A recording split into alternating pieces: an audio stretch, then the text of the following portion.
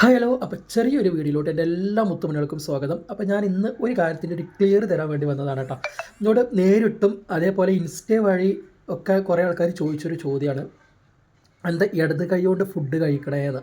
അപ്പോൾ അതിനൊന്ന് ക്ലിയർ ചെയ്യാൻ വേണ്ടിയിട്ടാണ് ഞാൻ ഇന്ന് ഒരു ചെറിയൊരു ഷോർട്ട് വീഡിയോ ആയിട്ട് വന്നത്. അപ്പം ഒന്ന് ഞാൻ ഫ്രണ്ട് ക്യാമറയിലാണ് എടുക്കുന്നത്. ആ ഫ്രണ്ട് ക്യാമറയിൽ എടുക്കുന്ന സമയത്ത് നമ്മൾ വലത് കൈ കൊണ്ട് കഴിച്ചാൽ പോലും നമുക്കത് കാണുമ്പോൾ ഇടത് കൈ കൊണ്ട് കഴിക്കണ മാതിരി ഫീൽ ചെയ്യും ഫ്രണ്ട് ക്യാമറയിൽ കഴിക്കുമ്പോൾ.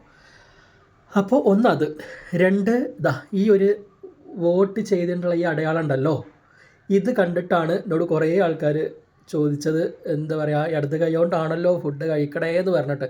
അപ്പോൾ ഇത് എന്താണെന്ന് വെച്ചത് വലത് കൈയാണ്. വലത് കൈയിലാണ് വോട്ട് ചെയ്തിട്ടുള്ള ഇടത് കൈ. ഇതാണ് ഇടത് കൈ.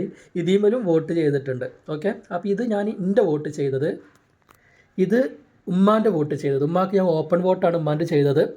ഉമ്മാക്ക് സർജറി കഴിഞ്ഞതുകൊണ്ട് ഉമ്മാക്ക് നടക്കാൻ പറ്റാത്തത് കൊണ്ട്, കാല് നിലത്ത് കുത്താൻ പാടില്ല എന്ന് ഡോക്ടർ പറഞ്ഞതുകൊണ്ട് ഇരിക്കാം, അതേപോലെ ഓട്ടോയിൽ കൊണ്ടുപോകണോ അതിനൊന്നും കുഴപ്പമില്ല. പക്ഷേ ആ കാല് പ്രസ് ചെയ്ത് നിൽക്കുക നടക്കുക ചെയ്യരുത് ഒരു 1.5 മാസം. അപ്പോൾ ഏകദേശം ഒരു മാസം ആയിട്ടുള്ളൂ ഉമ്മാക്ക് സർജറി അങ്ങനെ കഴിഞ്ഞിട്ട്. അപ്പം ഉമ്മാൻ്റെ വോട്ട് ഞാൻ ഓപ്പൺ വോട്ടായിട്ടാണ് ചെയ്തത്, ഞാനാണ് ചെയ്തത്. അതാണ് ഈ അടയാളം. അപ്പോൾ ഇതും കൂടെ കണ്ടപ്പോൾ എല്ലാവർക്കും, അതായത് ഞാൻ ഇടത് കൈ കൊണ്ടാണ് കഴിക്കണതെന്ന് ആണ് കരുതിയിട്ടുള്ളത്. അപ്പോൾ ഞാൻ അതിൻ്റെ ഒരു ക്ലിയർ ഒന്ന് ചെയ്യാൻ വേണ്ടിയിട്ട് വന്നതാണ്. ഇടത് കൈ കൊണ്ടല്ല, വലത് കൈ കൊണ്ട് തന്നെയാണ് ഞാൻ കഴിക്കണത്. ഒന്ന് ക്യാമറ ഫ്രണ്ട് കാണുമ്പോൾ ഇടതായിട്ട് തോന്നാം, പിന്നെ ഈ ഒരു വോട്ടിൻ്റെ അടയാളം കൂടെ വന്നതുകൊണ്ട് അത് ഇടതാണെന്ന് ഉറപ്പിച്ചിട്ടാണ് ഇടത് കൈ കൊണ്ട് തന്നെയാണ് കഴിക്കണമെന്ന് പറഞ്ഞപ്പോഴാണ് ഞാനൊന്ന് ക്ലിയർ ചെയ്യാൻ വേണ്ടി വന്നത് കേട്ടോ.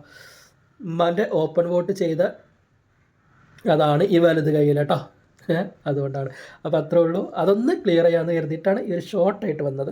അപ്പോൾ നമുക്ക് വേറെ വീഡിയോസും അതേപോലെ വേറെയുള്ള വിശേഷങ്ങളൊക്കെ ആയിട്ട് നമുക്ക് കാണാം. അപ്പോൾ ഓക്കെ, ടാറ്റ. എങ്ങനെയുണ്ട് ഡിസംബർ മാസത്തെ ഇന്നത്തെ തണുപ്പൊക്കെ എങ്ങനെയുണ്ട്? അടിപൊളി തണുപ്പല്ല എൻ്റെ പൊന്നോ.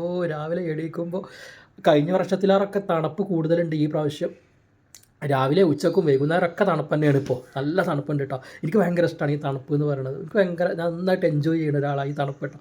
അപ്പോൾ അതുകൊണ്ട് എനിക്ക് വലിയ പ്രശ്നമില്ല.